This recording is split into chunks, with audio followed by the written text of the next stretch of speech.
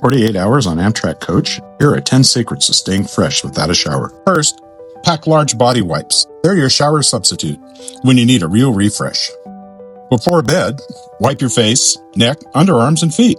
You'll sleep much more comfortably. Hey, Winkles, is this restroom ever empty? Take your timing, Moose. Bring a small microfiber towel. It's lightweight, dries quickly, and takes almost no space. Here's a big one. Change your underwear, socks, and t-shirt. Instant refresh. Wow, that feels much better. Long trip? Dry shampoo can tame oily hair and give you that just freshened feeling. Brush your teeth, floss, and carry mints and gum. Your seatmate will thank you. Use breathable clothes, and remember, lightweight layers are your friend on a long train ride. The 5-minute reset. Face, underarms, teeth, hair, and a clean shirt. That's your reset. 5 minutes in the restroom. I can do that. Keep tomorrow's outfit handy.